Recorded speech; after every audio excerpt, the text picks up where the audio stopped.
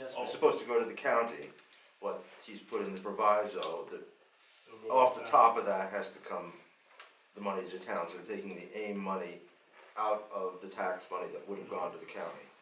Well, somehow it's not gonna come out of his budget. That's the bottom line. It's gonna keep the cap in place. So if somebody sells something on the internet that lives in the town of Franklin, we're gonna get the sales tax for that?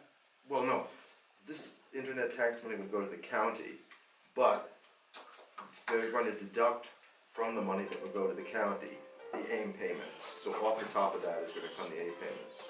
So, Coming from the county. the state is no longer providing the AIM payments, this County. tax to the county is paying for it. But the So county's that gonna be did go, short. that did go Yes, through then? It's coming out of the county's pocket, they were That expecting did to go get it. through? That was the I last I didn't heard. see I really don't know if that was actually part of the approved budget, but the last I heard was that they figured the county would come up with the money, the AIM money, Right. instead of the state. And that short the county the 2%, so I mean, pass the buck, The that's next all. question I have Yep. is, does anybody know why the town of Sydney, the town of Walton, and the village of Franklin were still gonna get the AIM payment, but nobody else was? What you have to do to qualify to still get it? Yeah, there was a provision that if the AIM payment made up a certain percentage of your budget, then you would still get it. So there were a small number of the towns and villages that would have gotten it anyway. Hell of a payment. I was gonna say, what's Sydney Walton getting? Yeah, I don't know, it's too in-depth for me, I'm sorry. I don't understand how What's the Sydney and village Walton could getting? get it, but not like, say, Hancock. You know, I mean, that's a big town, it's got a lot of Yeah. people, Delhi, I mean, Delhi, Margaret. it must have something to do with their budget. Figured, I don't know how it, you know, they're. Yeah, When they pass stuff in the middle of the friggin' night, how you supposed to? They don't know either. Well, there's They're a not lot of truth there. Sharp, at sharp 3 o'clock in the morning, I'd be ready for a nap too, I think. But things are going through, I don't know, that's.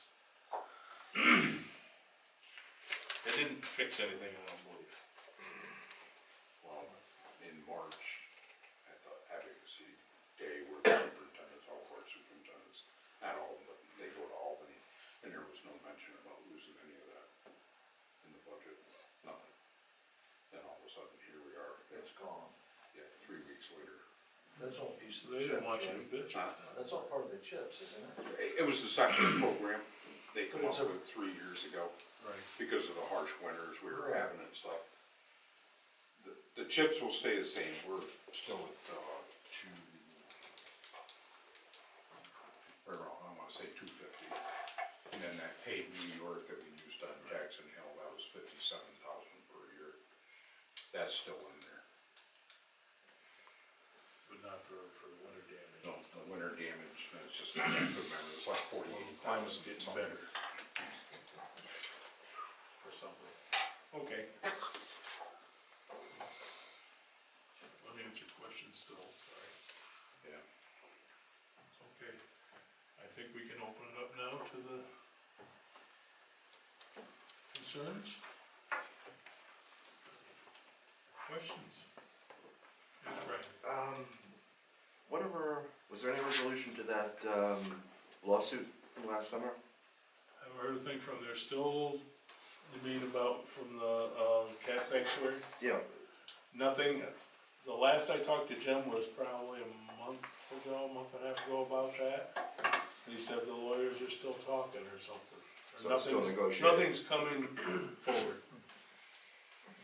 And that's the last I had heard about it anyway. Yes, Don? I see some wires getting hooked to the building for the high-speed internet. Any update? I mean, I haven't heard a thing from them I just either. see there's wires hooked up to the back of it now. And going up I into see the them building. working out here on 327 today. You know, Yeah, just the last 2 curious. days they've had a van out there. I've been gonna, I know they had almost nosy enough to stop and see how's it going or whatever, but. their schedule. NICEAG's done a lot of trimming, so they got a lot of room to put the lines up, or they got the lines up. But it seems like they did have a time schedule that some of that had to come online in 19, so maybe you'll see some soon. Yeah. I thought they had some, had get some of it up in 18, but Keep Might not it have- up. it's not- Keeping it up. I would think be a it's- problem. gone beyond, Sydney Center, somebody's saying they've got some over there, we're closer to it, and they're coming back this way now.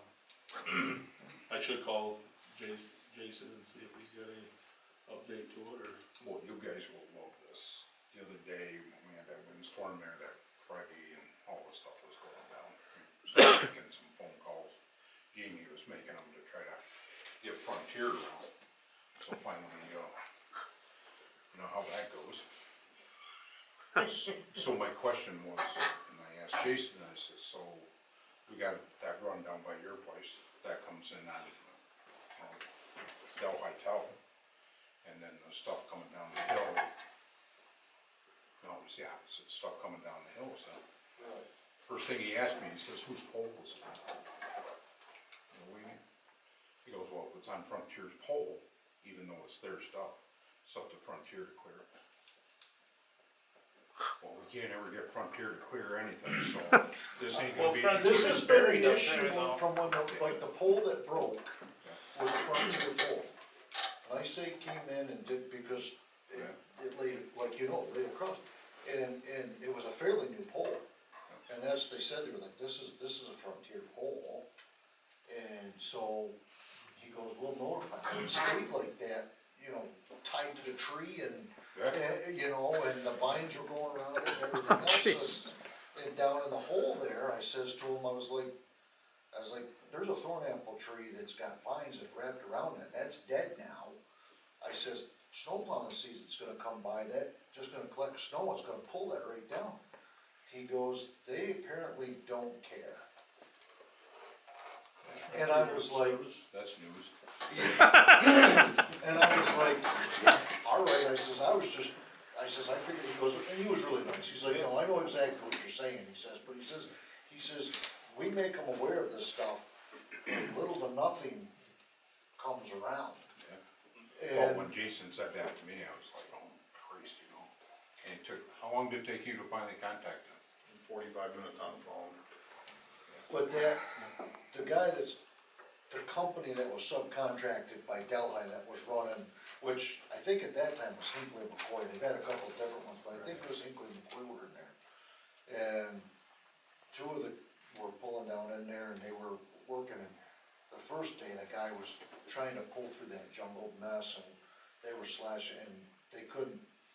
And they finally, Hinckley and McCoy, I think, got a hold of whoever was responsible. And then Aspen came in and they cleaned it out, so then the guys were able to go in there, cause they had, I think there was 2 or 3 poles they had to change. One of them was fractured from the weight of that thornapple tree and all them vines. And, but they got it done, but it's exactly what you're saying, and they just, oh well, I know Cause that, the power line goes across over by Pantale's and goes up to Carroll's and cuts, and then it jumps down into us. That's that line there is just the One that comes right up over the hill, to Yes. Kingsbury and Yeah. stuff. So it really slows us down. I mean, especially like how we spend a lot of overtime messing around with them, waiting for them, because they had completely had Mackey Hill blocked off, we're trying to get them, that was all new pole stuff, and then, well, once it went in, Travis, one of their guys, come right over, and then he told me, he says, here's a couple numbers, they call, he says, who's that, and he goes, one of them's my boss, okay, I can call him in the middle of the night. He's a pretty good guy. Yeah. He'll be down at the box Travis? down there, yeah. yeah, he is, He'll be down at the box down there, do That's anything one he person. can to help you. Yeah. that's one person, that's. So But we'll he's see. just scrambling, it seems like constantly, I mean, chasing this nightmare and the next one, Think about it, you used to have 4 guys doing what he did, just, basically in this town alone. Right. Now he's got the internet to take care of. Yeah. I know AT&T, no, Frontier called me. They called me about your service here at the town, cause you had long distance and all this other things, I call waiting. And they said, well, your contract ran out, so we'd like to put you under contract for another year or 2 years. And I said, how hard is out of the contract. She said, why? I said, because we got another phone company that's in here that we are seriously probably gonna go to. And, because Frontier doesn't do service. I said, we've had resolutions to the town, to, senators and stuff like that, and there's no response to it. I said, I can't, in good faith, say, sure, we'll sign up for another 2-year program. I said, we'll take our chances. Oh, a call center, that's an easy number. You can try to talk to you. And they usually say it's maybe 2 weeks before you get the, Oh, yeah. 2 weeks. That's what I told the lady I was talking to on the phone from Frontier. She says, really? I had never heard about that. I said, yeah, the service in this area is terrible. I said, so I guess I won't take advantage of your programs. When ours was down, they came out of Connecticut. I mean, it's not, in most cases, it's not the local people. It's the corporation that is, you don't have the service people here, that's all. That's what it is. Okay. So is that, we have something else? Okay, Don? Just a quick update on what's happening with the building program. We're still, we got Delaware Engineering has been looking into the house and giving us some information, and they've got more information to look into. That's where it's standing right now. We actually got some information, I just got it left at the house and I gave it out to the board tonight, and, we haven't had time to look at it or anything, so. But other than that, it's, I think it's a worthwhile venture to look into. We're talking basically, half a lot, I think, the front half. And, the house, I think, footages wise, I don't think we've ever taken measurements and stuff of it. It's still in the talk stage.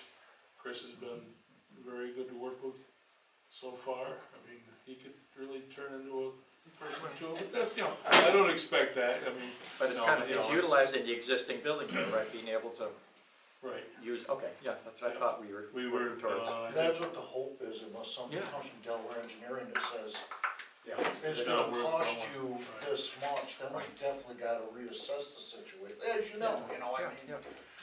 codes now are, I think, probably gonna be the issue as far as what's gonna be go or Yeah, not. I mean, it's, I just know some people in the village said they, to take an existing building down and put a, pole barn, for lack of a better term, that's what everybody calls them, right. that it wouldn't be characteristic of the building, there wouldn't, Right. but if they keep the existing building, you don't have that issue. No, what really looking down the road is keep the existing building, put offices in it that we need. And, then we still have the back half of the lot that could be a new courtroom and stuff down the road if we need facility for it, but it wouldn't be on Main Street. We'd still have the existing house, the frontage, would still be there. It would be back on where the old garage is in that area. And so it's nothing, we wanna maintain the village as much as we can. And our access to the building is gonna be from the back side.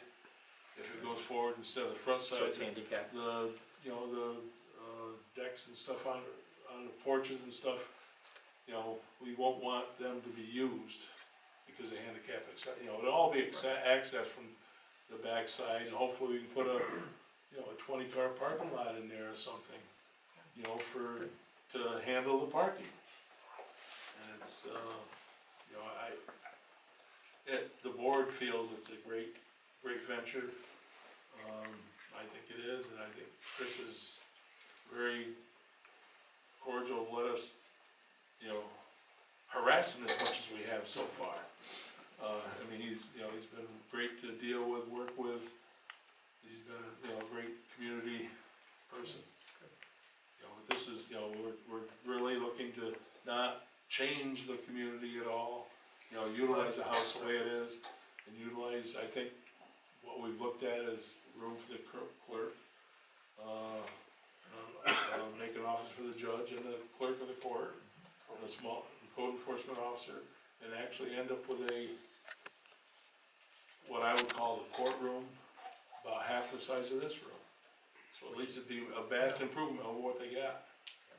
And that's, you know, and that's what we're, I mean, the biggest thing is Delaware Engineering's gotta finish their work, you know.